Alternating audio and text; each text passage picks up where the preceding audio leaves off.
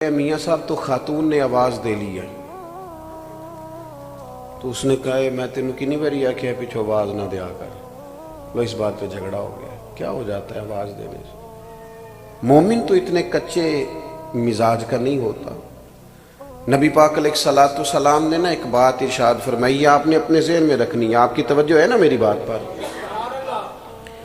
حضرت عبداللہ ابن عباس رضی اللہ تعالیٰ عنہ فرماتے ہیں کہ اللہ کے پیارے رسول صلی اللہ تعالیٰ علیہ وسلم نے فرمایا، اے عبداللہ، اے میرے بیٹے، ایک بات کا یقین کر لو کہ ساری دنیا مل کے تمہارا کچھ سنوارنا چاہے سنوار نہیں سکتی جب تک اللہ کی رضا نہ ہو، اور سارے دنیا دار مل کے تمہارا کچھ بگاڑنا چاہیں تو بگاڑ نہیں سکتے جب تک اللہ کی مشیت کا تقاضا.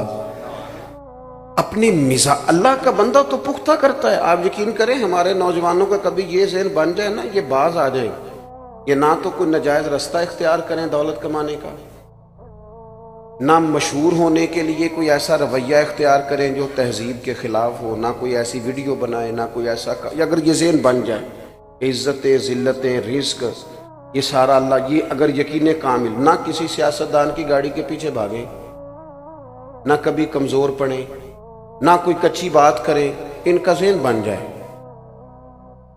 کہ میرے سارے معاملات میں میرا محافظ میرا اللہ ہے. یہ سوچ کون دیتا ہے؟ یہ اللہ کے بندے دیتے ہیں. حضرت بہلول دانا رحمت اللہ علیہ تشریف فرما تھے ایک مقام پہ، امام غزالی نے لکھا ہے، تو ہارون رشید حج کر کے آ رہا تھا. وہ جب حج کر کے آیا تو اس کے نا گھوڑے کے ارد گرد لوگ نعرے لگا رہے تھے، خوش آمدید کے، مرحبا کے. تو یہ پروٹوکول بنا، میں نے عرض کیا نا، میں نے ابھی دوستوں کو منع کر دیا پھول نہ ڈالیں. ہمارے گلوں میں آپ پھول ڈال رہے ہیں اور فلسطین کی بیٹیوں کو روٹی نہیں مل رہی کھانے کی. ہم مسلمان تو ایک جسم کی طرح ہوتا ہے نا، اور ہمارا حال یہ ہے کہ ایک بیان دینے کے بعد وہ قلبی کیفیت ہماری نظر نہیں آتی، وہ دکھ کے رشتے. ایک دوست مجھے ویڈیوز بھیج رہے تھے، میں نے انہیں منع کر دیا. میں کہ یار تو پتہ نہیں کہ میں تک لینا ہے، تے دیکھیے نہیں جاندی. اور اجتماعی طور پر امت مجرم ہے اس معاملے میں، اجتماعی طور پر. دو بیان دینے سے کیا ہوتا ہے؟ کوئی عملاً آپ اپنی قسم پرسی کا عالم دیکھیں، کہاں ہیں انسانی حقوق کی تنظیمیں، اور کہاں ہیں وہ لوگ جو کہتے ہیں اقوام متحدہ مسئلہ حل کرائے گا. مسئلے ان لوگوں کے حل کرائے جاتے ہیں جن میں کوئی دم خم ہوتا ہے. یہ لوگ مسئلے حل کرائیں گے جو اتنی بھی، وہ کہہ رہے ہیں باقی ساری باتیں تو ایک طرف رہی، ہم امداد نہیں پہنچنے دیں گے، دوائیاں نہیں جانے دیں گے. اتنی بھی کوئی مظلوم ہوتی ہے قوم؟ اتنی بھی؟ اقبال نے کہا تھا، ہے جرم ضعیفی کی سزا مرگ مفاجات. یہ تمہارے کمزور ہونے کی تمہیں سزا مل گئی، یہ تمہیں ملے گی. اس لیے کہ جب مطمع نظر روٹی روزی پیسہ ہو جائے نا، مذہبی اسٹیجوں پر بھی جب تقریریں بکیں، نعتیں بکیں، تلاوتیں بکیں، اور جب ہر چیز مطمع نظر صرف پیسہ ہو جائے، تو پھر میرے بھائی کیسے طاقتیں ایمان کی پیدا ہوں؟ اللہ کا بندہ ایمان دیتا ہے، طاقت دیتا ہے. اس کے پاس بیٹھنے سے انسان کا ایمان جلا پاتا ہے. طاقت دینے کا معنی یہ کہ جلا پاتا ہے، تازہ ہوتا ہے. حضرت بہلول دانا بیٹھے تھے، بادشاہ سلامت کے نعرے لگ رہے ہیں اور بڑا استقبال ہو رہا ہے. ہارون رشید بھی بڑا راضی تھا، ظاہر ہے نعرے لگے تو پھر نفس کو تو بڑا اچھا لگتا ہے نا بندہ، پھر وہ ایسے ایسے کر کے لوگ ہاتھ ہلاتے ہیں، مزہ ہی بڑا آتا ہے. وہ تو لطف لے رہا تھا، اور یہ لطف صرف وزیر نہیں لیتے، پیر بھی لیتے دیکھے ہیں میں نے. اللہ ماشاءاللہ، یہ چلتا ہے سلسلہ بہت ساری جگہوں پہ. وہ ہارون رشید جب یہ مزے لے رہا تھا نا، تو حضرت بہلول دانا ایک ٹیلے پہ بیٹھے تھے اور اس کی یہ حالت دیکھ کے ہنس رہے تھے، مسکرا رہے تھے. اللہ کا بندہ وزادار بڑا ہوتا ہے. وہ ہارون رشید کی اچانک نظر پڑی تو اس نے کہا، بابا جی کا ہنسنا بڑا معنی خیز ہے. وہ گھوڑے سے نیچے اترا اور اتر کے آن کر کے نا حضرت بہلول دانا کی خدمت میں حاضر ہو گیا اور پوچھنے لگا کہ حضور خیریت ہے، آپ کیوں ہنس رہے ہیں؟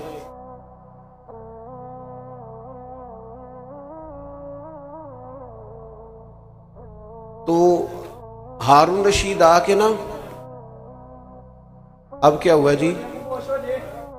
اللہ آپ کو برکت دے. آپ توجہ کر رہے ہیں میری بات پر؟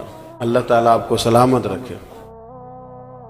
تو ہارون رشید اتر کے نا حضرت بہلول دانا کی خدمت میں آ گئے، تو آ کر کے پوچھنے لگے حضور آپ کا ہنسنا بڑا معنی خیز ہے، یہ سمجھ نہیں آیا آپ کیوں اتنا مسکرا رہے ہیں؟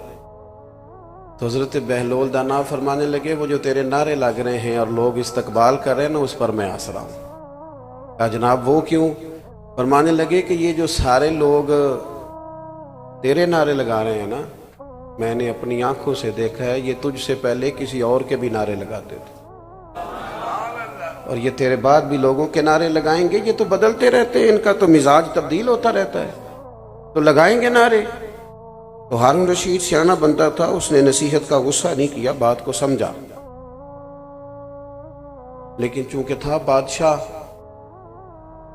اس نے فوراً وہی کام کیا جو عموماً مالدار اور بادشاہ لوگ کرتے ہیں۔ کہنے لگا کہ میں نے سنا ہے آپ پر قرض ہے، تو کوئی حکم ہو تو ارشاد فرما دیں۔ تو حضرت بہلول دنا پھر مسکرا پڑے، فرمانے لگے چل ایک بات تو بتا، تیرا رب کون ہے؟ کہا اللہ۔ تو فرمایا میرا کون ہے؟ کہا اللہ۔ تو فرمایا یار یہ تو نہیں نہ ہو سکتا کہ اللہ ہارون رشید کو دیتا جائے اور بہلول دانا کو بھول ہی جائے، یہ تو نہیں نا معاذ اللہ ہو سکتا، تو جو رب تجھے عطا کرے گا وہ مجھے بھی دے گا انشاءاللہ، لہٰذا مجھے تیرے سامنے ہاتھ پھیلانے کی کوئی ضرورت، گردن کو جھکا دیتا ہے خیرات کا پتھر، جہاں میں مانگنے والوں کے سر کبھی اونچے نہیں ہوتے۔ وہ ایک شاعر ایک جگہ پہ بیٹھا تھا نا، تو شاعر ناراض نہ ہو جائیں تو بعض اوقات شاعروں کی حالت بھی بڑی پتلی ہو جاتی ہے، چادر لپیٹے رکھتے ہیں کئی دنوں تک بعض لوگ، اس کی حالت تھوڑی سی زیادہ ہی ایسی محسوس ہوئی، تو ایک شخص گزرا تو وہ چند روپے پھینک گیا کہ شاید کوئی ضرورت مند بیٹھا ہے، بندہ بڑا عمدہ تھا، اس نے کہا اٹھا اپنے پیسے لے جا۔ تو کہا جناب آپ یہ کیا کر رہے ہیں، آپ کو ضرورت ہے، غریب ہے، رکھ لیں۔ تو اس نے کہا اگر ضرورت پڑے گی تو اللہ رسول سے مانگوں گا۔ اور کیا بات کی ہے، اگر آپ کو سمجھ جائے نا تو یہ اللہ کے بندوں کی بارگاہ سے خیرات ملتی ہے۔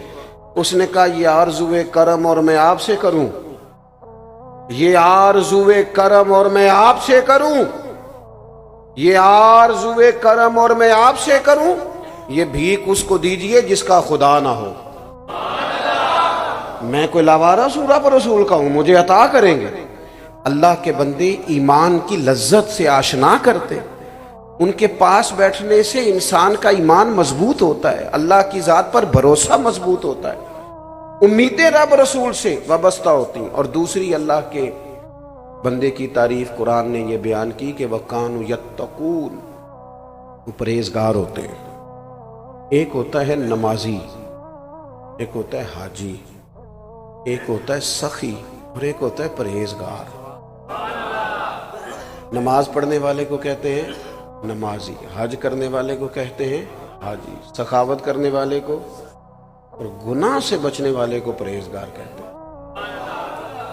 آپ ڈاکٹر کے پاس کبھی جائیں نا تو وہ دو کام کرتا ہے، ایک دوائی دیتا ہے اور دوسرا پرہیز بتاتا ہے۔ مشکل کیا ہوتا ہے؟ بس سمجھ لیں آپ، جو پرہیزگار ہو جائے وہ ولی بن جاتا ہے۔ دوائی کھانا اتنا مشکل نہیں ہوتا جتنا یہ جو پرہیزگار ہوتے ہیں نا، کوشش کرتے ہیں، ویسے تو معصوم انبیاء اور فرشتے ہیں لیکن اللہ کے بندے کوشش کرتے ہیں، تقوی اختیار کرتے ہیں، گناہ سے بچتے ہیں۔ تقوی کسے کہتے ہیں؟ حضرت عمر فاروق رضی اللہ تعالیٰ عنہ نے سیدنا ابی بن کعب رضی اللہ تعالیٰ عنہ سے کہا کہ بتائیے یہ جو قرآن و سنت میں بار بار تقوی کا ذکر ہے تو تقوی کیا ہوتا ہے؟ تو حضرت ابی بن کعب کہنے لگے امیر المومنین آپ بہت بہتر جانتے ہیں پر میرے ذمے لگایا تو میں بتائے دیتا ہوں۔ فرمانے لگے کہ اگر تنگ رستہ ہو اور دونوں جانب جھاڑیاں ہوں اور انسان نے کھلا لباس پہنا ہو، اگر وہ اس رستے سے گزرنا چاہے گا تو کیسے گزرے گا؟ حضرت عمر فرمانے لگے سادی سی بات ہے، دونوں جانب ذرا جھاڑیوں کا خیال رکھے، کپڑے ذرا سمیٹ لے اور تھوڑا احتیاط سے گزر جائے۔ حضرت ابی بن کعب کہنے لگے بس یہی مجھے بھی سمجھ آئی ہے، دنیا میں دونوں جانب گناہوں کی جھاڑیاں ہیں، جو ذرا اپنے آپ کو سمیٹ کے گزر جائے اسے متقی اور پرہیزگار کہا جاتا ہے۔ اپنی زندگی میں تقوی اختیار کریں، بولنے میں بھی احتیاط کریں، سوچنے میں بھی احتیاط کریں، بلا وجہ کسی کے بارے میں بدگمان نہ ہو، کبھی غلط رائے نہ دیں، اپنی کھانے کے معاملے میں، رزق کے معاملے میں بہت زیادہ محتاط ہو۔ دو آدمی دنیا میں کوئی کارنامہ سر انجام نہیں دے سکتے، ایک جس کی نظر میلی ہو اور ایک جس کا رزق ناپاک ہو۔ یہ بزدل ہو جاتے ہیں، کمزور ہو جاتے ہیں، کوئی کام نہیں کر سکتے۔ جو نظر کا پاک ہو، رزق کا پاک ہو، اللہ کی توفیق سے اللہ اسے بڑے بڑے کام کرا لیتا ہے۔ رزق کے معاملے میں اللہ کے بندے محتاط ہوتے ہیں۔ ہمارے ہاں نا آج کل مسئلہ یہ ہو جاتا ہے کہ زبان کو بعض ذائقے لگ جاتے ہیں، اور ان ذائقوں کی بنیاد پر لوگ پھر تمیز نہیں کرتے بہت ساری چیزوں کی، کیونکہ اخراجات بڑھ جاتے ہیں۔ ہمارے ہاں ایسا نہیں کہ لوگوں کی آمدن کم ہوتی ہے، آمدن تو بہت زیادہ ہوتی ہے، لیکن اس حساب سے خرچے بھی زیادہ ہوتے ہیں۔ تقوی والی زندگی یہ ہے کہ تھوڑا محتاط طرز زندگی۔ حضرت امام احمد بن حنبل رحمۃ اللہ علیہ فرمایا کرتے تھے کہ ایک بوڑھی خاتون مسئلہ پوچھنے آئی تھی، میں نے ساری زندگی پڑھایا ہے، پر کبھی مسئلہ بتاتے میرے رونگٹے کھڑے نہیں ہوئے۔ بوڑھی ضعیف عورت مسئلہ پوچھنے آئی، پردے کے پیچھے اسے بٹھایا گیا، اس نے کہا حضور ایک شرعی مسئلہ دریافت کرنا ہے۔ تو میں نے کہا بہن پوچھئے۔ تو وہ کہنے لگی اگر میں چونکہ بیوہ ہوں اور بے اولاد بھی ہوں تو میں ہاتھ نہیں پھیلانا چاہتی۔ مومن کی شان کے خلاف ہے دنیا دار سے مانگنا، وہ جب مانگتا ہے رب رسول سے مانگتا ہے، وہ لوگوں کی جیبوں پہ نظر نہیں رکھتا، اس کا مزاج ہی نہیں ہوتا۔ وہ کہنے لگی میں محنت کر کے کما کے کھاتی ہوں، تو میں چرخہ چلاتی ہوں، اس سے میں سود بناتی ہوں۔ کئی دفعہ یوں ہوتا ہے کہ دن میں بہت زیادہ کام نہیں ہو پاتا، شام ہو جاتی ہے، تو میں چاہتی ہوں کچھ رات کو بھی کام کر لوں، سمجھے اوور ٹائم بھی لگ جائے، تو میں چھت پہ چرخہ رکھ لیتی ہوں، 14ویں رات کا چاند چمکتا ہے تو روشنی ہوتی ہے تو کام ہو جاتا ہے۔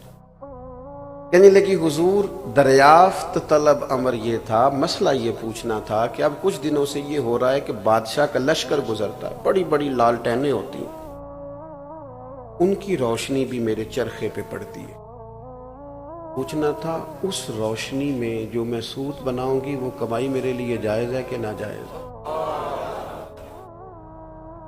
امام احمد بن حنبل کہتے ہیں اس نے مسئلہ پوچھا تھا اور میرے آنسو نکل گئے، تڑپ گئے۔ میں نے کہا اماں آپ کون ہیں، کہاں سے آئی، تعارف کیا ہے؟ کہنے لگی آپ مسئلہ بتائیے۔ میں نے کہا نہیں بتائیں تو صحیح۔ کہنے لگی ایک دیوانہ سا درویش ہے، حضرت بشر رافی انہیں کہا جاتا ہے، بغداد کی گلیوں میں ننگے پیر چلتے، میں اس درویش کی ہمشیرہ ہوں۔ تو امام صاحب فرمانے لگے کوئی اور ہوتا تو میں شاید مسئلہ اور بتاتا، لیکن آپ کے گھر سے تو لوگ دین سیکھتے ہیں نا، آپ کی احتیاط اسی میں ہے کہ آپ 14ویں رات کے چاند کی روشنی میں ہی چرخہ کاتا کریں۔ یہ اللہ کے بندے متقی ہوتے ہیں، پرہیزگار ہوتے ہیں، ان کے پاس بیٹھنے سے انسان کا دل اللہ کی جانب، اور صحیح حدیث میں موجود ہے بخاری مسلم میں، نبی پاک علیہ السلام نے فرمایا اللہ کا ولی وہ ہے جسے دیکھنے سے رب یاد آئے۔ ایسا نہ ہو کہ اس کی گاڑی دیکھ کے بندہ پریشان ہو جائے اور گھر دیکھ کے کہے ہو کہاں سے آیا ہے، وہ اسے ملنے سے، اس کی صحبت میں بیٹھنے سے اللہ یاد آئے۔ تو میں نے دو باتیں آپ کے سامنے رکھیں، ایک تو ایمان کی پختگی، اولیاء اللہ کی علامت، دوسرا تقوی کا نور۔ بس کسی جگہ بھی جائیں ان دو چیزوں کو معیار بنائیں، یہی معیار ہیں اللہ کے ولی۔ باقی یہ کہ کوئی آدمی کسی بات کو حیرت انگیز انداز میں کرتا ہے، کھینچتا ہے اور بلا وجہ کچھ چیزوں کی تشریحات غلط کرتا ہے تو وہ درست نہیں ہے۔ دین بڑا سادہ سا ہے، حضور نے کھول کر بیان فرمایا، اس میں کسی ابہام کی کوئی ضرورت نہیں ہے۔ اور میری آخری گزارش آپ سے یہ ہے، فلسطین والوں کے لیے بہت درد دل سے دعا کریں، تبصرہ کر کے چپ نہ کر جایا کرے وہ بڑا کچھ ہو رہا ہے جی یہ کہہ کے خاموش نہ ہو جائے۔ حضور نے فرمایا مومن ایک جسم کی طرح ہوتے ہیں، امت کا درد محسوس کرے۔ ہم نہ بری طرح ذاتیات کے جنگل میں پھنس گئے۔ اللہ تعالیٰ امت مسلمہ کے حکمرانوں کو ہدایت کا نور عطا فرمائے۔ اور انہیں سمجھ عطا فرمائے اور شعور کی بلندی عطا فرمائے۔ کفر کو دیکھیں کیسا اکٹھا ہوتا ہے، کیسے بیان دیتا ہے، اور مسلمان احساس کمزوری کا شکار رہتے ہیں، حالانکہ رب کہتا ہے تم کھڑے تو ہو جاؤ، رب تمہاری مدد کرے گا۔ ان الذین قالوا ربنا اللہ ثم استقاموا تتنزل علیہم الملائکہ، جو رب کا نام لے کے ڈٹ جائے اس کی مدد کے لیے تو اللہ فرشتوں کا نزول فرما دیتا ہے، لیکن پہلے ڈٹنا ہے پھر فرشتے آئیں گے۔ قرآن کی ترتیب یہ ہے کہ پہلے ثم استقاموا تتنزل علیہم الملائکہ، پہلے تو ڈٹ پھر اللہ مدد بھیجے گا۔ اللہ کی بارگاہ میں دعا کرتا ہوں اللہ تعالی صاحب عرس کے درجات میں بلندی فرمائے، ہم سب کا یہاں جمع ہونا قبول فرمائے۔ آپ کی محفل ابھی جاری ہے، ہم کوئی شخصیات کے قائل نہیں ہیں کہ ایک بندہ آیا ہے اور ایک چند لوگ تو آتے جاتے رہتے ہیں، یہ محفلیں تو اللہ رسول کے نام کی ہیں نا، اس لیے آپ کو اطمینان سے بیٹھنا چاہیے، اور میرے سے ملاقات کے ہاتھ ملا کے آپ محبت سے ملیں مسلمان جان کے تو ثواب تو ہوگا، لیکن اگر آپ سمجھیں کہ کوئی بڑا آدمی ہے تو میں آپ سب سے گنہگار آدمی، کوئی فائدہ نہیں آپ کو۔ اگر کوئی بات آپ مان لیں گے میری تو اس میں فائدہ ہے، اس لیے محفل کا حسن نہیں خراب ہونا چاہیے، نہ کسی کے آنے سے اور نہ کسی کے، آپ کو محبت سے اطمینان سے اور ادب جو ہے محفل کا اس کے پیش نظر تشریف رکھنی چاہیے۔ اللہ تعالیٰ توفیق عطا کرے۔ وما علینا الا البلاغ۔